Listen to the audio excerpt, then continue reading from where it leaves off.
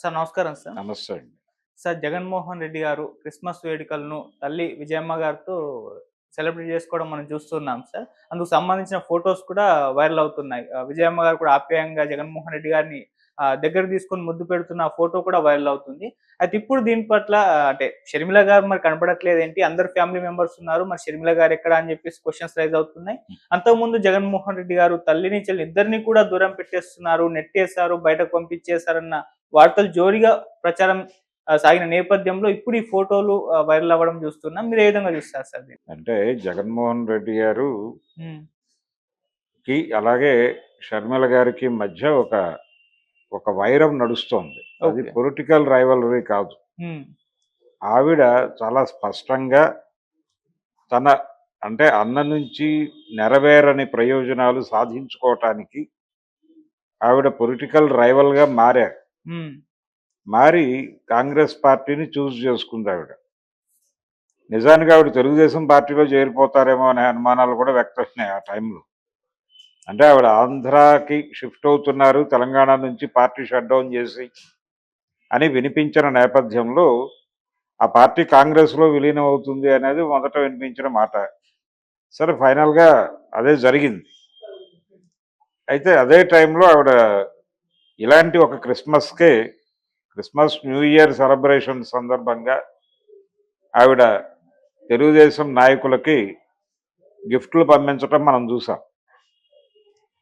కరెక్ట్గా ఇదే Christmas సీజన్లోనే. So తద్వారా ఆవిడ ఒక ఇండికేషన్ ఇచ్చింది, క్రిస్మస్ ఇండికేషన్. నేను నీకు రైవల్గా ఉండబోతున్నాను, నీకు ప్రత్యర్థిని కాబోతున్నాను రాజకీయంగా, కాబట్టి మనం చూసుకుందాం అన్న టోన్లోనే ఆవిడ అటు పంపించింది. ఈ పంపించిన సందర్భంగా చాలా చర్చ జరిగింది. అప్పుడు ఫైనల్గా ఆవిడ ఏమిటి వివాదం అంటే ఆస్తులకు సంబంధించిన గొడవే. ఆస్తులకు సంబంధించి తనకి అన్యాయం జరిగింది అనేది ఆవిడ ఫీలింగ్.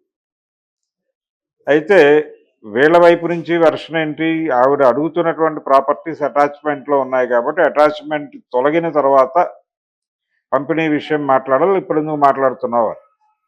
ఈ క్రమంలోనే ఒక కంపెనీ తాలూకా షేర్స్ ఏవో ఆవిడకు బదలాయించారు విజయమ్మ గారు. ఆ బదలాయించిన షేర్స్ వారేదో అమ్మకానికి పెట్టారు. దానికి సంబంధించి ఒక డిస్ప్యూట్ క్రియేట్ అయింది. అది అటాచ్మెంట్లో ఉన్నటువంటి కంపెనీ. దానికి సంబంధించిన లావాదేవీలు ఏమన్నా జరిగితే దానికి బాధ్యత జగన్మోహన్ రెడ్డి వహించాల్సి ఉంటుంది. కాబట్టి జగన్మోహన్ రెడ్డి బెయిల్ రద్దయ్యేటువంటి అవకాశం ఉంది. ఇది చట్టపరమైన ఉల్లంఘనగా భావించి బెయిల్ రద్దు చేస్తారు. అసలు దానికోసం ఇదంతా చేశారు వీళ్ళిద్దరూ తల్లి కూతుళ్ళు అనేటువంటి అభిప్రాయం కూడా షేర్ల అమ్మకాల సందర్భంగా వచ్చింది చర్చ. ఇలా ఫ్యామిలీలో ఒక వివాదము విభేదము నడుస్తోంది. ఆవిడ విమలారెడ్డి గారు చాలా సందర్భాల్లో మీడియా ముందుకు వచ్చి అమ్మాయి ఇది సరికాదు అనే పద్ధతిలో ఆవిడేదో చెప్పారు. అయితే పొలిటికల్గా తన స్టాండ్ తను తీసుకుని నిజానికి గత ఎన్నికల్లో జగన్మోహన్ రెడ్డి 11 సీట్లకి కుదించబడటానికి, కూటమి అపూర్వ విజయం సాధించటానికి ఒక రకంగా వెన్నెముకగా పనిచేసిన తాను కడపలో ఓడిపోయి కూడా షర్మిల గారు కూటమి గెలుపుకి విపరీతంగా కృషి చేశారు, కష్టపడ్డారు. ఆవిడ మాత్రమే కాదు, ఆవిడతో పాటు సునీత గారు కూడా, ఆవిడ కంట్రిబ్యూషన్ కూడా తక్కువదేం కాదు. వాళ్ళిద్దరికీ తెలుగుదేశం మీడియా కల్పించినటువంటి ప్రచారం చూస్తే దీని వెనకాల ఎవరున్నారో మనకు అర్థమవుతుంది. కాబట్టి ఒక రకంగా కూటమి గెలుపుకి ఆవిడ చాలా సహకారం అందించారు. కూటమి కూడా తన శత్రువుని నేల కోల్చటంలో ఈవిడ సహాయం విపరీతంగా తీసుకున్నారు. ఈవిడిని వాడుకున్నారు. సహాయం తీసుకోవటం కాదు, అది వాడుకోవటమే. వాడుకుని అదేదో తరచూ ఒక మాట చెప్పేవాడు ఆయన, రాజశేఖర రెడ్డి గారు సభలో చంద్రబాబుని రెడిక్యూల్ చేయటానికి ఒక మాట వాడేవాడు. అంటే కన్నతల్లికి అన్నం పెట్టనోడు పిన్నమ్మకి పట్టుచీర తెస్తానన్నాడట అనేది తరచూ వాడేవాడు ఆయన. అలాంటి సామెతని, అంటే చెల్లెలకి అన్నం పెట్టనోడు ఊరికి ఉపకారం చేస్తాడట అన్న పద్ధతిగా మార్చి దాన్ని ఎన్నికల ప్రచారంలో చాలా విస్తృతంగా వాడి తద్వారా శత్రువుని వీక్ చేసి తన గెలుపుకు ఒక సానుకూలత సాధించుకున్నాడు ఆయన. చంద్రబాబు గారు. సో ఇంత నేపథ్యం ఉంది వాళ్ళ మధ్య. తిరిగి అంటే క్రిస్మస్ కావచ్చు, మరొక వేడుక, ఇదే క్రిస్మస్ నుంచి మొదలైన గొడవే. కాబట్టి ఈ వేడుకలో షర్మిల గారు కనిపించకపోవడం అనేది విడ్డూరమేం కాదు. ఓకే. అయితే తల్లిగా ఆవిడకి ఇద్దరు పిల్లల క్షేమము ముఖ్యమే విజయమ్మ గారికి. అందుకని ఆవిడ మొదటి నుంచి కూడా స్టేటస్ కో అది మెయింటైన్ చేస్తూనే ఉంది. ఆవిడ ఎక్కడ అంటే కొన్ని సందర్భాల్లో ఆవిడ కూతురికి అనుకూలంగా ఉన్నట్టుగా కనిపించినప్పటికీ అదే సందర్భంలో కొడుకుకి కూడా ఆవిడ ఆ మార్జిన్ ఇస్తూనే వచ్చారు. నిజానికి తల్లిగా ఆవిడ చాలా నలిగిపోతూ ఉండుండొచ్చు. ఇద్దరి మధ్య ఒక సానుకూలత రావాలి, పిల్లలిద్దరూ కలిసి ఉండాలి అనే అనుకుంటారు ఎవరైనా. కానీ ఉండలేని పరిస్థితి వాళ్ళిద్దరి మధ్య ఉన్నప్పుడు తాను కూడా ఒక స్ట్రైట్ తీసుకోవటం అనేది ఎప్పుడూ జరగలేదు. ఆవిడ హైదరాబాద్ వచ్చేసారు. ఆవిడ జగన్మోహన్ రెడ్డి నుంచి డీవియేట్ అయ్యి షర్మిల గారితో పాటు హైదరాబాద్ వచ్చేసినటువంటి ఒక సందర్భం చూసాం మనం. ఆవిడ తెలంగాణ పార్టీ పెట్టినప్పుడు ఈవిడ దానికంటే ముందు దానికి ఒక సన్నాహక సమావేశం జరిగింది. ఆ సన్నాహక సమావేశం వైఎస్ మిత్రులతో ఏర్పాటు చేశారు. ఆ వైఎస్ మిత్రులతో ఏర్పాటు చేసిన సమావేశానికి జగన్మోహన్ రెడ్డి రాలేదు. ఆ రోజున ఉండవల్లి గారు అలాగే ఇతరులు వచ్చారు. వచ్చి వైఎస్తో తమకున్నటువంటి అనుబంధాన్ని నెమరేసుకున్నారు. ఆ మీటింగ్ యొక్క లక్ష్యం తెలంగాణలో ఒక రాజకీయ పార్టీ వైఎస్ఆర్ పేరుతో ప్రారంభించి దానికి షర్మిల నాయకురాలుగా మార్చటం, ఎమర్జ్ చేయటం. ఆ ప్రోగ్రామ్ సక్సెస్ఫుల్గా జరిగింది. తర్వాత ఆవిడ పాలిటిక్స్లో అంటే పొలిటికల్ పార్టీ అయితే ప్రారంభించారు కానీ ఆవిడ సక్సెస్ఫుల్గా ఇక్కడ ట్రాక్ రికార్డ్ మెయింటైన్ చేయడంలో ఫెయిల్ అయ్యారు. ఫైనల్గా ఆవిడ ఆంధ్రాకి వెళ్ళారు. ఈ లోపల ఆవిడకి అంటే పర్సనల్ ప్రయోజనాల రీత్యానే, అది కూడా అంటే రాజకీయ వైఫల్యం కారణంగా ఆవిడ ఆంధ్రాకి వెళ్ళారని అనుకోవడం లేదు. రాజకీయ వైఫల్యం కన్నా కూడా రాజకీయ వైఫల్యం అని ఆవిడ కూడా అనుకోవడం లేదు. చాలా క్లియర్గా వ్యక్తిగత ప్రయోజనాలు సాధించుకోవడం కోసం ఆవిడ అక్కడికి షిఫ్ట్ అయ్యారు. ఆ షిఫ్ట్ అయిన రోజే ఆవిడకి తెలుసు తన అన్నకి ప్రత్యర్థిగా నిలబడుతున్నాను అని. ఆవిడ తనకు ప్రత్యర్థిగా నిలబడడం కోసమే ఆంధ్ర రాజకీయాల్లోకి వస్తున్నారు అనేది కూడా జగన్మోహన్ రెడ్డికి తెలుసు. ఓకే. సో వాళ్ళిద్దరి మధ్య ఖచ్చితమైనటువంటి ఒక గొడవ ఉంది, కాన్ఫ్లిక్ట్ ఉంది. ఆ కాన్ఫ్లిక్ట్ ఎలా సాల్వ్ చేసుకోవాలనేది జగన్మోహన్ రెడ్డి విచక్షణకు సంబంధించిన వ్యవహారం. నిజానికి నా పర్సనల్ ఒపీనియన్ అయితే ఆయన ఒక పని చేస్తే బెటర్ అని.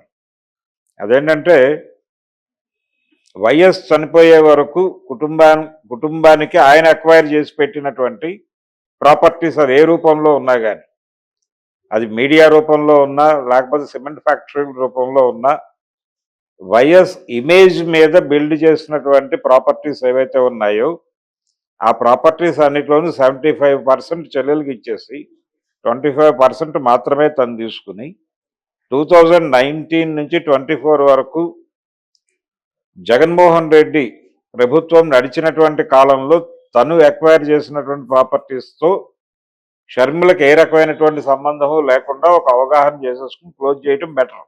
ఓకే. అంటే ఈ వివాదాన్ని క్లోజ్ చేసుకోకుండా ఉంటే దీని అడ్వాంటేజ్ తీసుకుని అవతల వాళ్ళు చెలరేగిపోయే ప్రమాదం ఎప్పుడూ ఉంటుంది. ఇది నిరంతరం నడుస్తుంది. అంటే చాలా కేసులు చూసాం ఇలాంటివి. అంటే ఒక ఏరియాలో సెటిల్ చేసుకోవాల్సిన ఇష్యూ సెటిల్ చేసుకోకపోతే అది నిరంతరంగా అవతల వాళ్ళ చేతుల్లో ఆయుధంగా మారటం అనేది చాలా కేసుల్లో మనం చూసాం. కాబట్టి ఆ తప్పు జగన్మోహన్ రెడ్డి చేయటం కరెక్ట్ కాదు.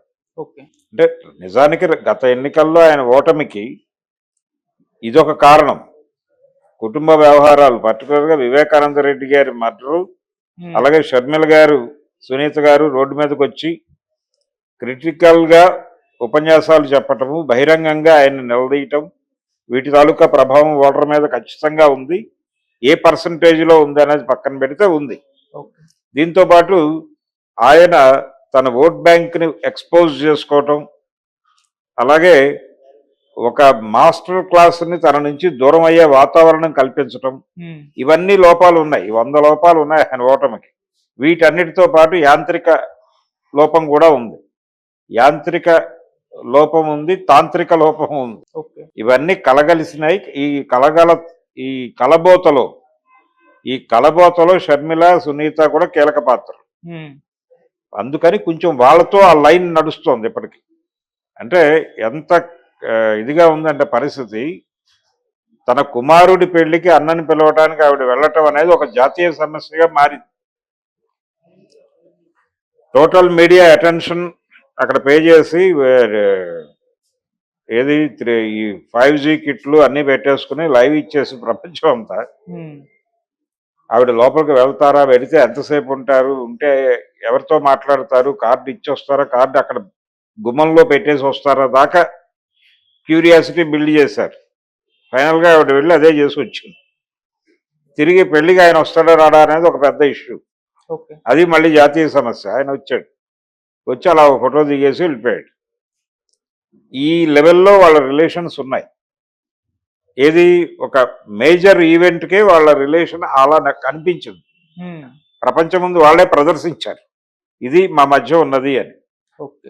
కాబట్టి ఇప్పుడు వాళ్ళని అన్నా చెల్లెళ్ళుగా కంటే కూడా రెండు శత్రు శిబిరాలు, అంటే పరస్పర విరుద్ధమైనటువంటి భావాలతో ఉన్నటువంటి రెండు శిబిరాలకి చెందినటువంటి వ్యక్తులుగా మాత్రమే చూడాలి.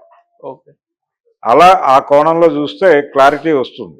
ఆవిడ రాకపోవటం, ఆవిడ కనిపించకపోవటం చెప్పలేం. ఆవిడ విష్ చేయొచ్చు కూడా, అన్న నీకు క్రిస్మస్ శుభాకాంక్షలు అని ఆవిడ ఎక్కడని చెప్పుండొచ్చు కూడా, ఆయన చెప్పుండొచ్చు. అంటే రిలేషన్ని డిస్టర్బ్ చేసుకోవాలి అనేటువంటి మూడ్లో జగన్మోహన్ రెడ్డి ఉన్నాడా అనేది